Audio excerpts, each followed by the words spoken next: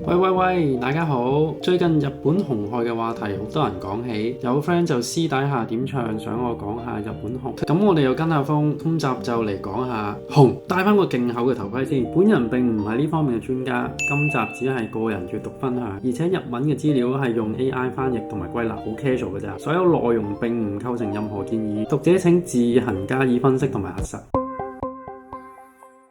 歡迎收睇我哋嘅頻道。貓狗動物界會以科研學術嘅角度分享有關動物嘅題材。如果想知道更多同動物相處嘅知識，想對佢哋有更多理解嘅話，就訂閱我哋嘅頻道啦。其實日本熊主要有兩種，亞洲黑熊同埋中熊。黑熊分布喺本州以南，而中熊就喺北海道。佢哋嘅外表咧就好似圖咁樣，而且兩種熊嘅 size 都好唔同。我哋嘗試咗搜尋關於日本熊嘅研究文章，出嚟結果好多都係講政策、保育、棲息地，可能係語言問題，或者某程度上反映日本應對熊嘅問題傾向喺環境管理同埋政策方面，比較少人類遇襲點樣應變嘅研究。我哋就揾咗日本環境省2021年改版嘅一份熊類出沒應對手冊，入面講到日本熊走入市區同埋民居越嚟越多。秋田大學喺2023年嘅一份研究都反映喺市區或者民居受到熊襲受傷嘅個案係比喺山或者森林度發生嘅多。政府主要係以人熊分區去管理，人熊分區即係將環境分咗做4個區域，呢啲區域就好似人類嘅防線咁樣。日本嘅相關部門就會根據啲熊入侵到去邊個區域，再根據佢嘅攻擊性同埋對人命會唔會構成即時威脅，再決定究竟係驅趕啦定係捕殺。究竟啲熊點解會落山走入城市呢？主要係因為有啲好吸引嘅氣味同埋食物引誘到佢哋，例如有啲果樹、廚餘、有機肥料，平時我哋餵寵物或者加速嘅飼料，有松脂成分嘅油漆都會吸引到熊。日本近年因為人口流失同埋高齡化嘅問題，令農夫數目大幅下降，咁喺一啲鄉村或者城市嘅外圍就會有一啲嘅荒廢耕地同埋果樹，咁呢啲資源就會令到啲熊不知不覺咁就行近咗民居啦。日本有啲地區係有熊對策員或者森林動物專員，咁佢哋就會定期巡查，清理嗰啲荒廢嘅果樹，裝通電嘅圍網，咁啊務求加強翻嗰個緩衝區，甚至有訓練一啲熊狗狗喺遭遇熊嘅時候幫手進行驅趕。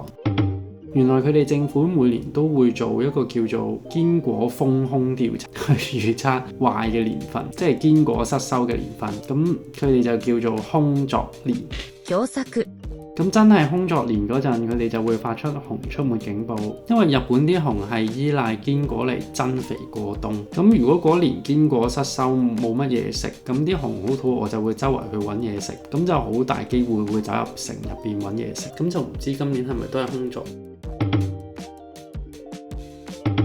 咁其實啱先講好多嘢呢，我哋都係唔需要知，因為我哋唔係住喺日本啊嘛。對我哋嚟講，最想知嘅應該係呢3樣。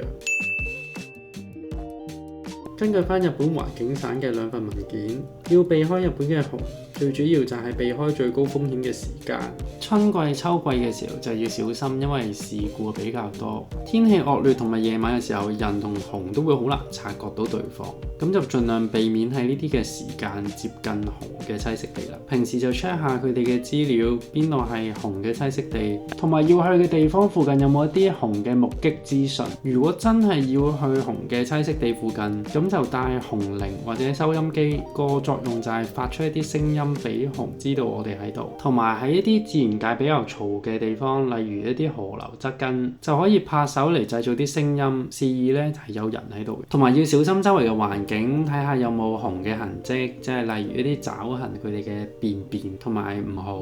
掛住聽歌或者傾偈就冇圍意周圍嘅，所以特別就係唔好戴 headphone。咁如果咁巧真係遇到隻熊，咁點算呢？根據佢哋官方 document 就話，咁如果真係好遠，咁遠即係50至100米左近。如果真係日本熊仲未留意到你，咁就慢慢離開啦。咁一路走嘅時候就一路注意熊嘅動向，中距離嘅時候，即係大約20至50米左右。喺呢個距離，就算隻熊真係見到你都好咧，都係慢慢咁樣後退，咁都係留意住佢嘅動向，同埋盡量保持你同隻熊中間係有啲障礙，咁啊慎防佢衝埋嘅時候咧都有得擋一擋。嗱，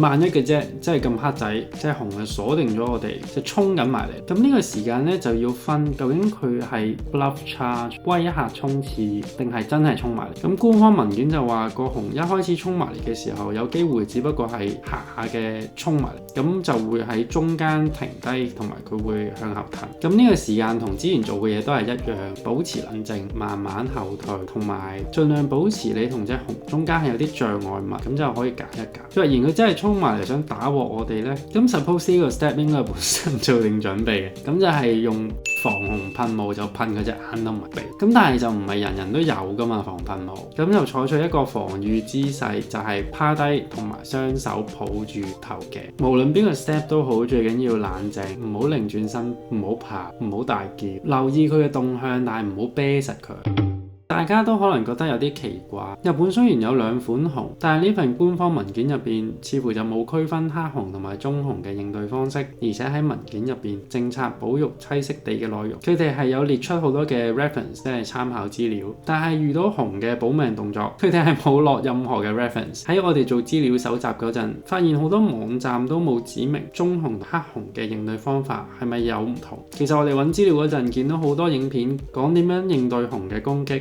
都係 bear attack， 就好似個應對方法係好通用，所有熊嘅行為都係一樣。其實外國坊間有個講法叫做 Three Bears Rule。 If it's brown, lay down. If it's black, fight back. If it's white, good night。 個意思大致係見到棕熊就扮死，見黑熊就反擊，見白色即係北極熊就お前はもう死んでいる。雖然用顏色嚟區分，聽落就太過簡化，咁又黑又白，咁政治又好唔正確。但係發明呢個做法嘅人，似乎係明白熊喺唔同棲息地行為係可以好大差異，採用嘅策略根據物種嘅唔同習性同埋棲息地區去作出一啲改變，似乎係比較合理。不過根據2021年日本官方指引，似乎就否定咗見到 black 就要還拖嘅講法，全部都係趴低。